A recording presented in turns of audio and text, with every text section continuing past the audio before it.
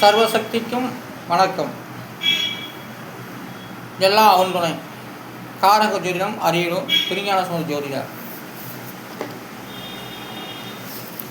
இந்த எண்கிணறு பிரகாரம் ஜாதக பலனுக்கு வார்த்தை அடிப்படையில் சொல்லிக் கொண்டு வருகின்றேன். வார்த்தை அடிப்படையில் எழிலுக்கு மூன்று இருக்கு. அதோடைய விதி என்பது 3. அப்போ எழிலுக்கு விதி எண்கிணிடம் 4, 7, 1 இதையெல்லாம் கூட்டாக்க 12. அதோடைய விதி என்பது 3. அப்போ எழிலுடைய விதியின் 3. கொஞ்சி விளையாடக்கூடிய விவசாயிகள், பறவைகள், மக்கள்கள் ரொம்ப கொஞ்சி விளையாடக்கூடிய இடம் தான் 3வது இடம். அதுக்கு தான் எழிலுடைய விதியின் 3. அடுத்ததாக வில்லனுக்கு விதியின் 3. அதற்குரிய எண்கிடம் 1, 4, 4, 6 அளவு கூட்டினாக்க 12. அதோடைய விதி என்கிறது 3. இப்போ வில்லனுக்கு விதியின் 3. வில்லன் என்றால் அவரே நான் வில்லாதி வில்லன் என்றெல்லாம் சொல்லுவார்கள். வில்லாதி வில்லன்னா ரவுடி தான். அந்த இடத்த நல்லவர்களும் அது என்னன்னு தெரியாமல் வில்லன்னு சொல்லிக்குவாங்க. அது பெரும்பாலும் இந்த ஜோதிடர்கள், மந்திரவாதிகள்லாம் நிறைய வில்லன்னு சொல்லிக்கணும். ஏன்னா நான் வில்லங்க அப்படிம்பான். அவன் கதாநாயகனை அவனை பற்றி சொல்ல மாட்டான், வில்லன் தான். அதனால் வில்லனுக்கு விதியின் 3. அடுத்ததாக கதாநாயகனுடைய விதியின் 3. கதாநாயகனுக்கு 6 இருக்கு.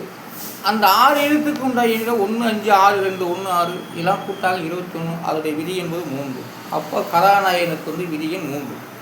கதாநாயகன் முதலிடமாக இருக்கக்கூடியவர்களாக கதாநாயகன் தான். நடிகரும் அதான்.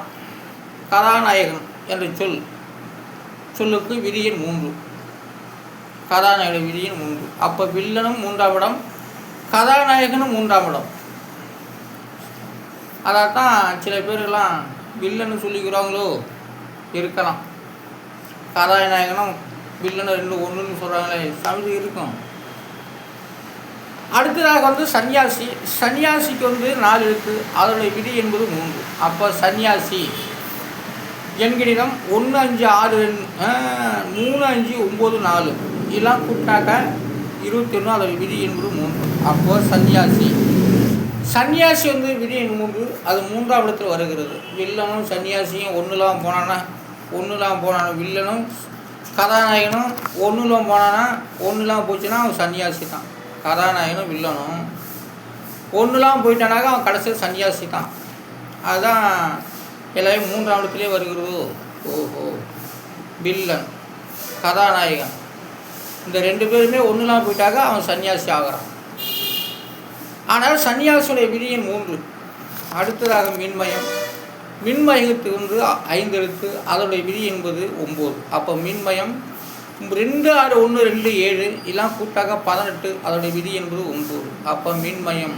இந்த உலகமே மின்மயம். வீடு, வாசல், தெரு எல்லாமே மின்மயம் வீடு. மின்மயம் அதனுடைய விதிங்கிறது 9ஆம் இடம். பாக்கி சந்த் அமர்ந்துள்ளது, பலன் கொடுக்கப்பட்டு வருகிறது. அடுத்ததாக சிவமயத்துக்கு 5 எழுத்து. அந்த 5 எழுத்துக்கு உண்டான எண்கிணிதம் விதியின் 1. எண்கிணிதம் 4, 5, 1, 2, 7 இதெல்லாம் கூட்டாக 19. அதோடைய விதி என்பது 1. சிவமயம் என்றால் மனம் இல்லாத சிவமயம் இல்லை, சிவமயம் இல்லாத மனம் இல்லை. அதாவது சிவமயத்துடைய விதியின் 1. 1ஆம் இடம் லக்னம். அடுத்ததாக ஒளிமயத்து 5 எழுத்து. அதுக்குரிய விதிங்கிறது 3. அதுக்குரிய எண்கிணிதம் 3, 8, 1, 2, 7 இதெல்லாம் கூட்டாக 21. அதோடைய விதிங்கிறது 3. ஒளிமயம் உலகமே ஒளிமயம்தான். அதாவது ஒளிமயமான எதிர்காலம்.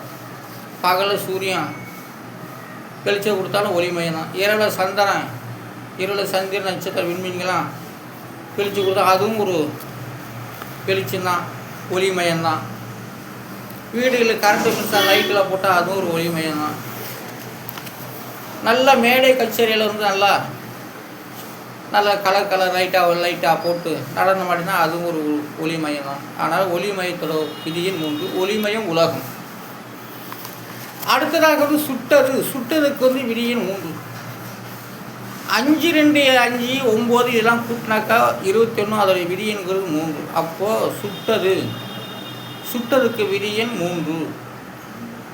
சுட்டதுன்னா 3ஆம் தான் சுடும்.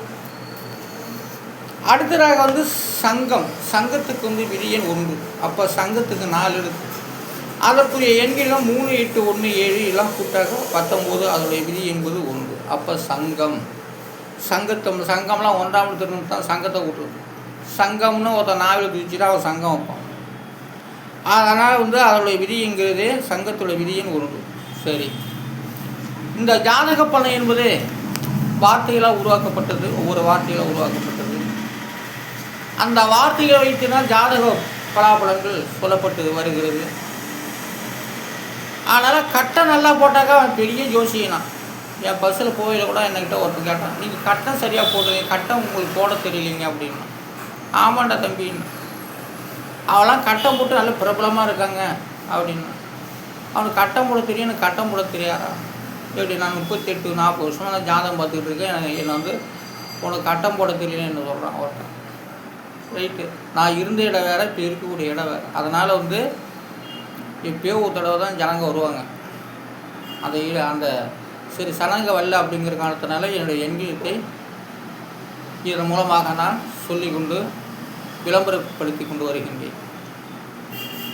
கட்டம் போட தெரிஞ்சவன் தான் பெரிய ஜோசியம். அப்போ அவனுக்கு வந்து கிரகத்தை பற்றி அவனுக்கு வந்து ஆராய்ச்சி பண்ண தெரியாது அப்படிங்கிற கணக்கு தான். ஆனால் வந்து ஜாதக பலங்கிறது ஒவ்வொரு வார்த்தை அடிப்பட்டு தான் எல்லாமே நடக்கிறது. ஆனால் காரக ஜோதிடம் அரியலூர் திருஞான சம்பந்த ஜோதிடர். நாளை சந்திப்போம். நன்றி, வணக்கம்.